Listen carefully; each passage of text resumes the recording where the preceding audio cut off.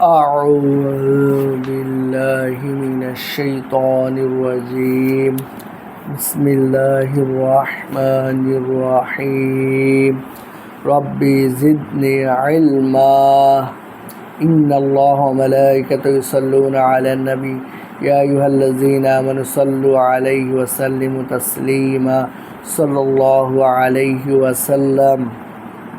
আজকের আলোচনার বিষয় হচ্ছে আল্লাহর কিতাব সম্বন্ধে ঈমান, আখিরাত সম্বন্ধে ঈমান, কবরের সওয়াল জবাব সত্য, পুনরুত্থান ও হাসর ময়দানের অনুষ্ঠান সত্য, আল্লাহর বিচার ও হিসাব নিকাশ সত্য, নেকি ও বদির ওজন সত্য, আমলনামায় প্রাপ্তি সত্য, হাউস কাউসার সত্য, পুলসিরাত সত্য, শাফাআত সত্য।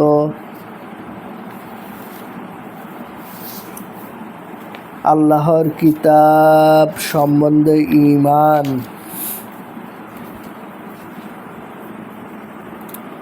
দ্বিতীয় পর্ব, আল্লাহর কিতাব সম্বন্ধে ঈমান, দ্বিতীয় পর্ব। আল্লাহ তাআলা মানব ও জিন জাতির হেদায়াত এবং দিক নির্দেশনার জন্য নবীদের মাধ্যমে তার বাণীসমূহ পৌঁছে দিয়ে থাকেন। এই বাণী ও আদেশ নিষেধের সমষ্টিকে বলা হয় কিতাব। আল্লাহ তাআলা যত কিতাব দুনিয়াতে পাঠিয়েছেন তার মধ্যে অনেকগুলো ছিল সহিফা বা পুস্তিকা এবং কয়েক পাতার কিতাব। এক বর্ণনা সর্বমোট 104টি কিতাব প্রেরণ করা হয়। তন্মধ্যে 4খানি হলো বড় কিতাব, তাওরাত বা তৌরিত যা হযরত মুসা আলাইহিস সালামের উপর নাজিল হয়, জবুর যা হযরত দাউদ আলাইহিস সালামের উপর নাজিল হয়, ইনজিল হযরত ঈসা আলাইহিস সালামের উপর নাজিল হয়। উল্লেখ্য যে আল্লাহর প্রেরিত আসল ইনজিল দুনিয়ার কোথাও নেই।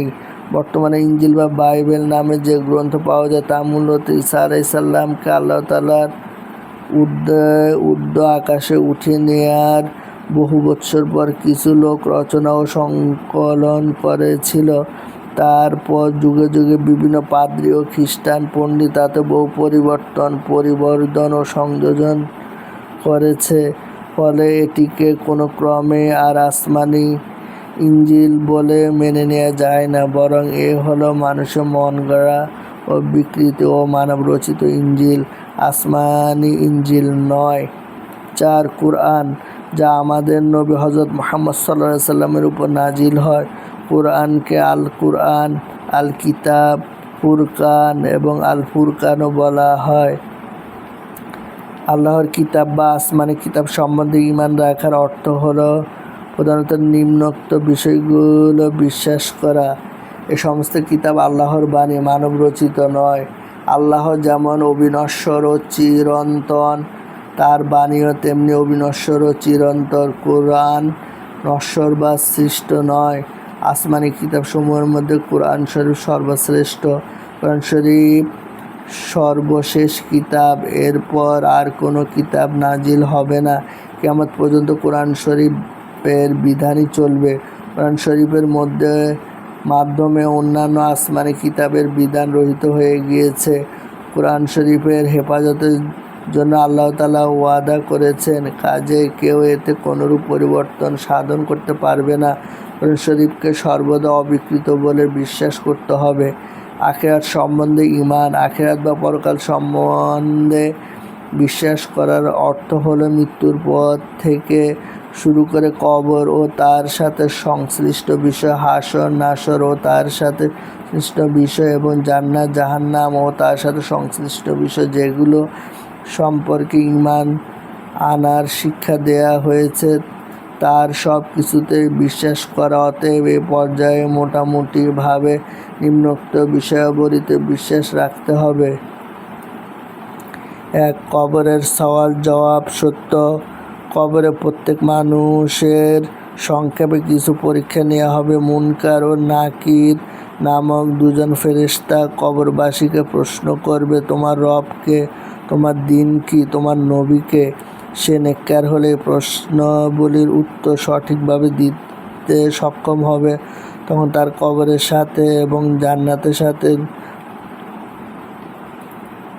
দুয়ার খুলে যোগাযোগ স্থাপন করে দেওয়া হবে। কিয়ামত পর্যন্ত সে সুখে বসবাস করতে থাকবে। আর নেককার না হলে, কাফের বা মুনাফিক হলে প্রত্যেক প্রশ্নের উত্তরেই সে বলবে হা হা লা আদরি, অর্থাৎ হায় হায় আমি জানি না। তখন জাহান্নামের ও তার কবরের মাঝে দুয়ার খুলে দেওয়া হবে, বিভিন্ন রকম শাস্তি দেওয়া হবে। 2. কবরের আযাব সত্য। কবর মূলত শুধু নির্দিষ্ট গর্তকে বলা হয় না। কবর বলতে মূলত বোঝায় মৃত্যুর পর থেকে নিয়ে হাসরের ময়দানে পুনর্জীবিত হওয়ার পূর্ব পর্যন্ত সময়কালীন জগৎকে। এই জগৎকে কবর জগৎ, আলমে বরজখ বা বরজখের জগৎ বলা হয়। মৃত্যুর পর মানুষের মরদেহ যেখানে যেভাবে থাকুক না কেন, সে কবর জগতে অধিবাসী হয়ে যায় এবং বৎকার হলে তার উপর আযাব চলতে থাকে। কবরের এই আযাব মূলত হয় রূহের উপর এবং রূহের সাথে সাথে দেহ সে আযাব উপলব্ধি করে থাকে। তাই দেহ যেখানেই যেভাবে থাকুক না কেন, জলে পুড়ে ছাই বা পচে গলে মাটি হয়ে যাক না কেন, তার যে অংশ অবশিষ্ট থাকবে সেটুকু আযাব উপলব্ধি করবে। আর মৌলিকভাবে আযাব যেহেতু রূহের উপর হবে, তাই কবরে আযাব দেওয়ার জন্য এই দেহ অবশিষ্ট থাকাও অপরিহার্য নয়। 3. পুনরুত্থান ও হাসর ময়দানের অনুষ্ঠান সত্য। কিয়ামতের সময় সিংহায় ফুঁক দেওয়ার পর সব কিছু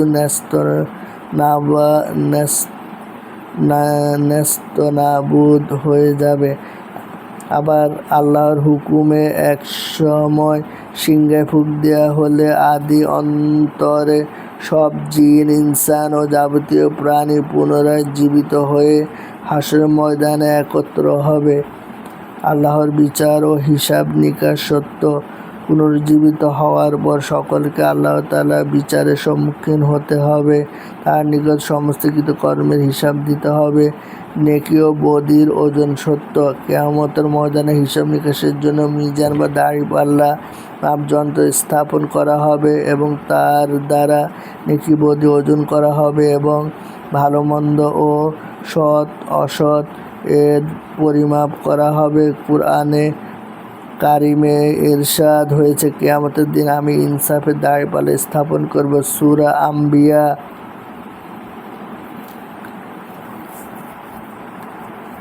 21:47।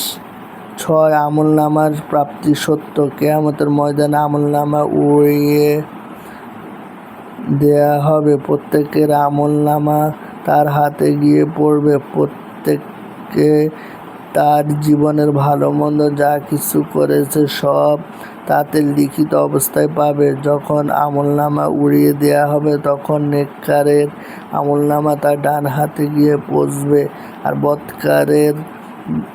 বদকারের বাম হাতে আমলনামা গিয়ে পড়বে। 7. হাউজে কাউসার সত্য। এই উম্মতের মধ্যে যারা পূর্ণভাবে সুন্নতের পায়রবি করবে, কিয়ামতের ময়দানে রাসূলুল্লাহ সাল্লাল্লাহু আলাইহি ওয়াসাল্লাম তাদেরকে একটি হাউজ থেকে পানি পান করাবেন, যার ফলে আর তাদেরকে পিপাসায় কষ্ট দিবে না।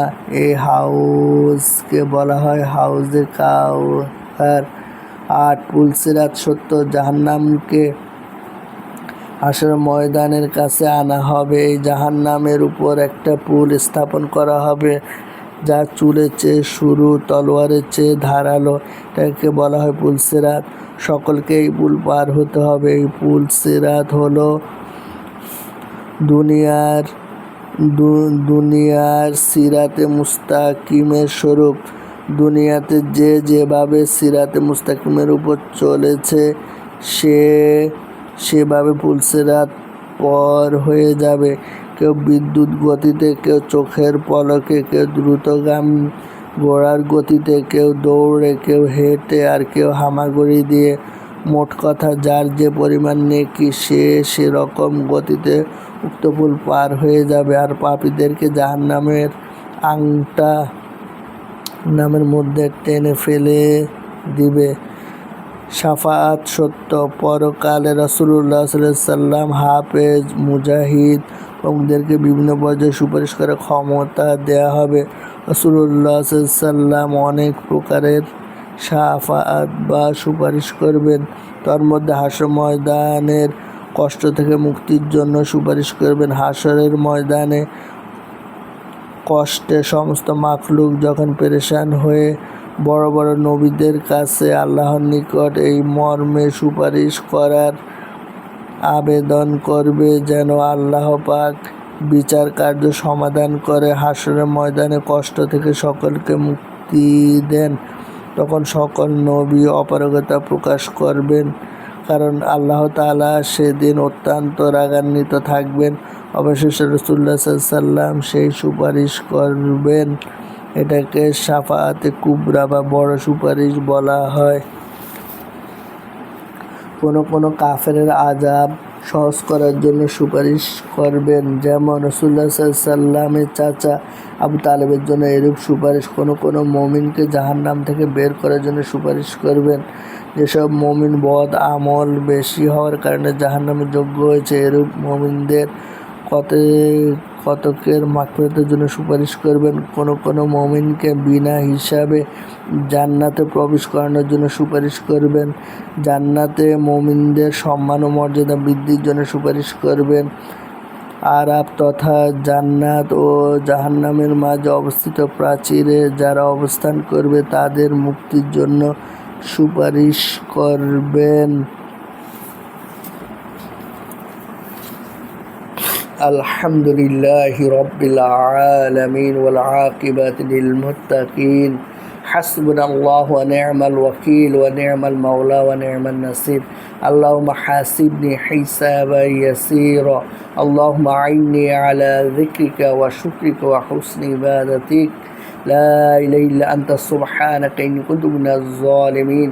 ফাস্তাজাবনা লাহু ওয়া নাজ্জায়নাহু মিনাল গাম ওয়া কাযালিকা নুনজিল মুমিনিন। قل هو الله أحد الله الصمد لم يلد ولم يولد ولم يكن له كفوا أحد.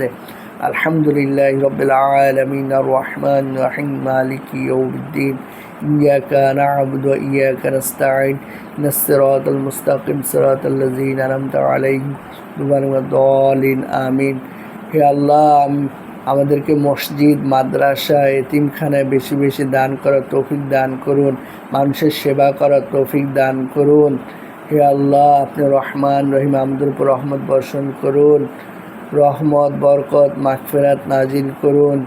হে আল্লাহ, বেশি বেশি কোরআন তেলাওয়াত, জিকির, আজগার, নফল রোজা, নফল ইবাদত বন্দেগী বেশি বেশি করার তৌফিক দান করুন। 5 ওয়াক্ত নামাজ জামাতের সহিত পড়ার তৌফিক দান করুন। আমাদের মা বোনদেরকে নামাজ, রোজা, হজ, যাকাত পালন করার তৌফিক দান করুন। মরার সময় কালেমা তওবা নসিব করেন। সুবহান রাব্বিকা রাব্বিল ইজ্জাতি আম্মা ইয়াসিফুন ওয়া সালামুন আলাল মুরসালিন ওয়া আলহামদুলিল্লাহি রাব্বিল আলামিন।